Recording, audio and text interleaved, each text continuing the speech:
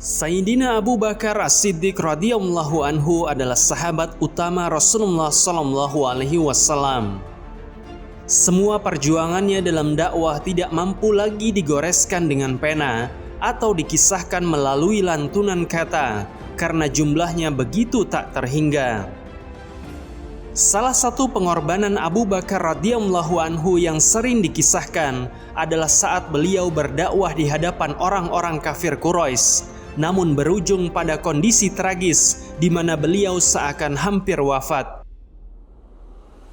Aisyah radhiyallahu anha berkata bahwa Sayyidina Abu Bakar pernah begitu bersemangat untuk melakukan dakwah secara terang-terangan, padahal jumlah sahabat kala itu baru 38 orang.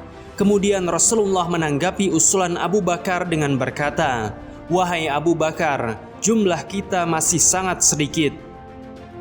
Tetapi karena Sayyidina Abu Bakar terus menggaungkan semangatnya di hadapan Rasulullah, akhirnya beliau sallallahu alaihi wasallam menyanggupi niat itu.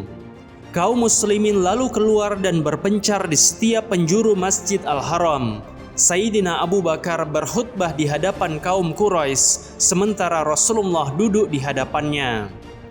Tidak lama berselang, orang-orang Quraisy segera menampakkan reaksi buruk mereka. Beberapa muslim termasuk Abu Bakar kemudian dipukuli habis-habisan. Abu Bakar dihantam secara bertubi-tubi bahkan diinjak-injak.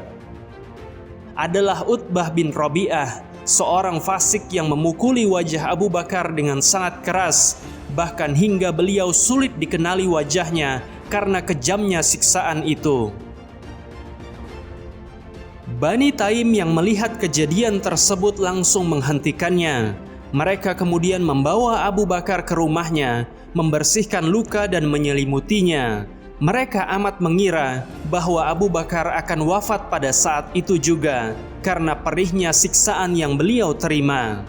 Dan Bani Taim bahkan bersumpah akan membunuh Utbah bin Rabi'ah jika Abu Bakar sampai meninggal. Secara bergantian Bani Taim dan Abu Quhafah mengajak Abu Bakar untuk berbicara. Hingga akhirnya beliau radhiyallahu anhu mampu menyahut panggilan itu dan berbicara secara normal pada sore harinya. Dan tahukah kamu apa yang diucapkan Abu Bakar kala itu? Beliau tidak mengeluh karena luka yang diderita, namun beliau justru bertanya tentang keadaan manusia yang paling dicinta, Rasulullah sallallahu alaihi wasallam. Abu Bakar terus khawatir dan ingin tahu bagaimana keadaan Rasulullah. Inilah bukti betapa tidak akan pernah bisa disamai pengorbanan para sahabat, khususnya Abu Bakar terhadap Allah dan Rasulnya. Saat itu, Abu Bakar bahkan senantiasa mendesak supaya ia dipertemukan dengan Rasulullah agar ia bisa melihat sendiri keadaan beliau sallallahu alaihi wasallam. Akhirnya, dengan dipapah oleh sang ibunda, Abu Bakar yang masih terluka parah berjalan tertatih-tatih menemui Rasulullah. Setelah melihat keadaan sang Nabi yang baik-baik saja, maka Abu Bakar teramat bergembira dan Rasulullah segera memeluk serta mencium sahabat utamanya itu.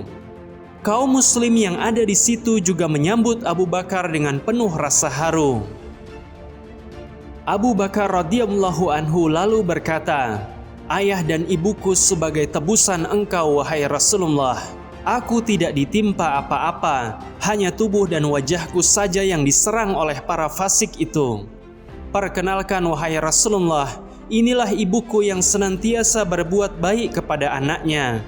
Engkau adalah orang yang diberi keberkahan, maka doakan ia wahai Rasulullah, agar Allah menyelamatkannya dari api neraka." Rasulullah kemudian mendoakan Ummu Khair, ibunya Abu Bakar, dan mengajaknya masuk Islam. Maka kemudian Ummu Khair meninggalkan ajaran jahiliyahnya dan memeluk agama Allah.